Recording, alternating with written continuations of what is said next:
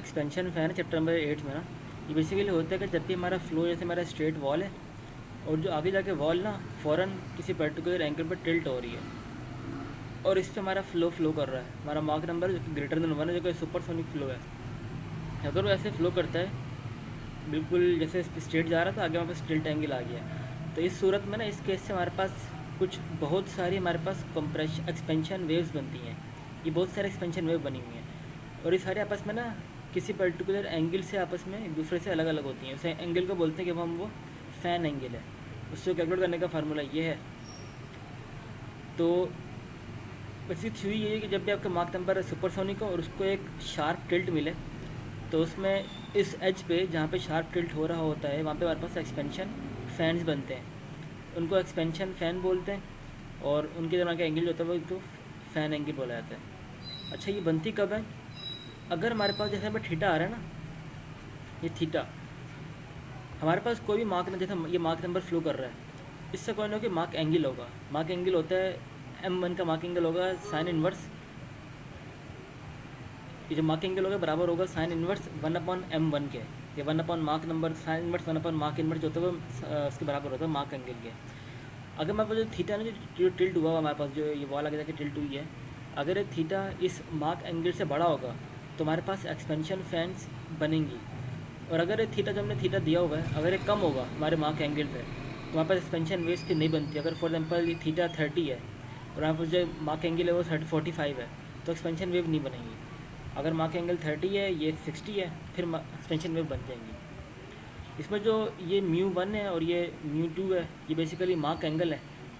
एक mark angle first वाले का है जो कि स्ट्राइक करने से पहले पहले है, और एक बाद वाले का। इसमें अच्छी बात इसमें ये होती है कि ये भी सुपरसोनिक होता है, ये भी सुपरसोनिक होता है। इसमें ज़रूरी नहीं है कि आपको जो मार्क नंबर जब इस एक्सपेंशन फैन से गुजर के जाए तो वो सबसोनिक में कन्वर्ट हो। अमूमन वो सुपरसोनिक ही रहता है, बहुत कम सबसोनिक में कन्वर्ट होता है। इसी तरह जो U2 - U1 है, बेसिकली ट्विस्टिंग एंगल है। जब आपका ये फ्लो यहाँ से ट्रांसमिट होगा ना इस वाले एक्सपेंशन फैन से, तो आपका मार्क एंगल, उसकी डायरेक्शन अभी फॉर एग्जांपल बिल्कुल हॉरिजॉन्टल है, जैसे इससे पास कर रहा है किसी पर्टिकुलर एंगल पर टिल्ट हो जाएगा, तो वो टिल्ट एंगल फॉर फर्स्ट है इस मार्क एंगल का। और जब यहाँ से निकलेगा इस साइड से, तो इसका भी कोई ना कोई टिल्ट एंगल होगा, वो tilt angle for mark number 2 होगा। तो इन साइड में जब इंटर होता है उसका टिल्ट एंगल, वो इसको μ1 बोला हुआ, ये V1 बोला हुआ, और जब ये निकलता है उसका मार्क नंबर 2 बोला हुआ, मार्क नंबर 2 के रीजन में आता है, उसका एंगल, उसको टिल्ट एंगल या ट्विस्टिंग एंगल या फिर डिफ्लेक्शन एंगल तुमने बोला हुआ U2। तो ये बेसिक सा फार्मूला ये न्यूमेरिकल में यूज़ होगा। अच्छा, इस किस्म की प्रॉब्लम के लिए टेबल नंबर H यूज़ करेंगे, और ये सारा लिखा हुआ U जो है वो बेसिकली ट्विस्टिंग एंगल है मार्क नंबर 1 का, V2 जो है वो ट्विस्टिंग एंगल है मार्क नंबर 2 का। इस तरह मार्क एंगल जो μ1 है, mark angle with respect to M1 है, और ये U2 जो है वो mark angle with respect to M2 है। तो ये बेसिक सी थ्योरी है इसकी। ठीक, तो क्वेश्चन नंबर 1 है, कोई सवाल था पीछे? नहीं। क्वेश्चन बड़े सिंपल आते हैं इसके। क्वेश्चन ने बोला था आपके पास एक मार्क नंबर ट्रैवल कर रहा था जिसका मार्क नंबर 2 है, और आगे जाके ना उसका जो जो ज़मीन है वो किसी पर्टिकुलर एंगल पर टिल्ट हो रही है।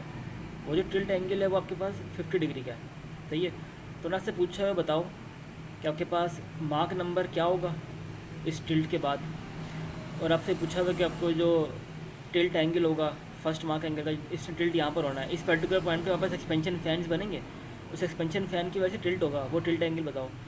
इस तरह इनसाइड टिल्ट एंगल, और जो जैसे उनको लीव कर रहा हो यहाँ, जैसे यहाँ पर आ रहा हो, तो उसका टिल्ट एंगल मार्क नंबर 2 का वो बताओ। और मार्क एंगल ऑफ फर्स्ट, इसका मार्क एंगल क्या है और इसका मार्क एंगल क्या है वो बताना हमने। तो तरीक़ेकार सेम ही है, हमने करना ये सिंपल है, एक सिंपल एक पैटर्न फॉलो करना है। इसमें है ये कि figure number table H use करना है। जब हम निकालते हैं ना टिल्ट एंगल, ये मार्क नंबर के रिस्पेक्ट से निकालते हैं हम। टेबल नंबर H पे अगर हमें मार्क नंबर पता हो तो ये निकाल सकते हैं, और अगर हमें ये पता हो तो मार्क नंबर निकाल सकते हैं। तो हमें पहले स्टेट नंबर 1 का मार्क नंबर पता है, तो टेबल H पर गए, इस मार्क नंबर पे हमने जो टिल्ट एंगल है वो निकालेगा, ये टिल्ट एंगल आ गया, सही है। जो सेकंड टिल्ट एंगल होता है ना, सेकंड वाला टिल्ट एंगल, वो कैसे निकालते हैं? ये वाला एंगल, जितने एंगल में हमारी ज़मीन है वो टिल्ट हो रही है, वो प्लस जो हमारे पास फर्स्ट वाला टिल्ट एंगल था। देखो जो सेकंड टिल्ट एंगल है कैसे निकलता है, हमारे पास फर्स्ट टिल्ट एंगल जो मार्क नंबर पहले वो टिल्ट हुआ था, प्लस जितनी हमारी वॉल ने डिफ्लेक्ट किया है, तो ये ऐसे हमने सेकंड टिल्ट एंगल निकाल लिया। अब मार्क नंबर 2 कैसे निकालेंगे, हम टेबल नंबर एच पे जाएंगे। मैं टेबल नंबर एच ज़रा दिखाया था।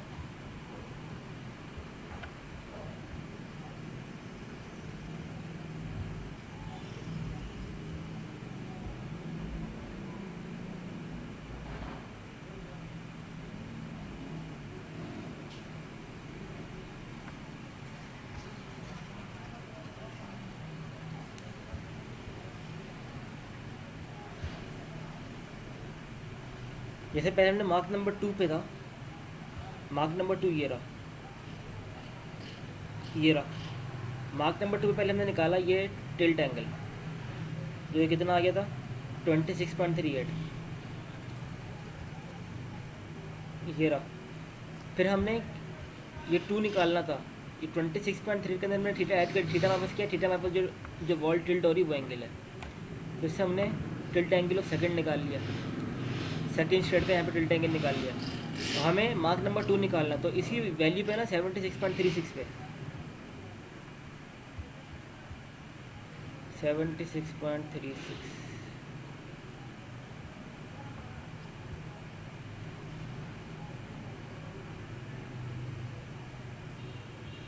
देखो 76.35 है, इससे मार्क नंबर 4.94 आ रहा है, ये आ गया 4.94 या 5 ही ले लिया, राउंड ऑफ पूरा थोड़ा बढ़ा दिया उसको। ये मार्क एंगल आ गया, मार्क नंबर आ गया सेकंड वाले स्टेट का भी। अब हमने निकालना है मार्क एंगल्स। मार्क एंगल निकालना बहुत आसान होता है, इसका फार्मूला होता है 1 अपॉन मार्क नंबर, सही है।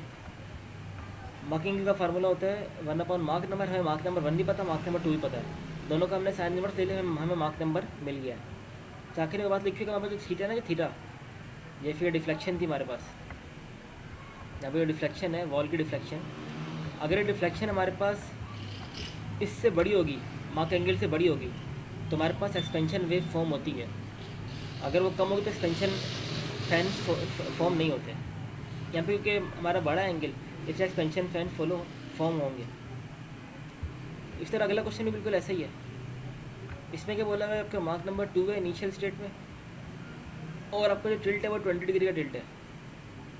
आपको इनिशियल प्रॉपर्टीज़ गिवन है, टेम्परेचर प्रेशर गिवन है, और आपको सेकंड स्टेट पे स्टैग्नेशन टेम्परेचर भी निकालना है, स्टैग्नेशन प्रेशर भी निकालना है, और नॉर्मल स्टैटिक टेम्परेचर प्रेशर भी निकालना है। अच्छा, एक और बात, इस फ्लो के दौरान जो हमारा एक्सपेंशन फैंस का जो फ्लो होता है, उस फ्लो में हमारे पास जो ये प्रेशर टेम्परेचर होता है ना, स्टैग्नेशन टेम्परेचर प्रेशर, ये सेम रहता है। जो हमारे पास stagnation temperature pressure first state पे होगा, वही हमारे पास सेकंड स्टेट पे भी होगा। तो सॉल्व वैसे करना है, प्रोसीजर हमारा सेम रहेगा। सबसे पहले मार्क नंबर 1 आपने टेबल एच पे जाना है, मार्क नंबर निकाला, उससे आप डिफ्लेक्शन निकाली, फिर आपने फिर डिफ्लेक्शन यूज़ करते हुए आपने सेकंड डिफ्लेक्शन निकाल ली, फिर सेकंड डिफ्लेक्शन को आपने टेबल नंबर एच पे फाइंड किया, और उससे आपने मार्क नंबर निकाले टेबल नंबर एच पे जाके, और आपने वही फिर मार्क एंगल्स निकाल दिया था। तो सेम था जैसे पिछले वाले क्वेश्चन में किया गया था। अब आगे हमें टेबल नंबर, इस वाले मार्क नंबर पर टेबल नंबर सी पर जाएंगे और T0 और P0 की वैल्यू निकाल लेंगे। तो देखो वही किया हमने, टेबल नंबर सी पर गए, मार्क नंबर 2 पे यहाँ से हमने P01 और T01 का रेशियो निकाला था, P1 के रिस्पेक्ट से T1 के रिस्पेक्ट से, और उससे हमने P01 T1 निकाल लिया। अब क्योंकि P01 बराबर होता है P02 के, और T01 बराबर होता है T02 के, तो मार्क नंबर 2 पे ही हमने ये रेशियो निकाला, जो मार्क 3 को मार्क नंबर 2 में यहाँ पे निकाल चुके थे इसके रिस्पेक्ट से, डिफ्लेक्शन एंगल के रिस्पेक्ट से।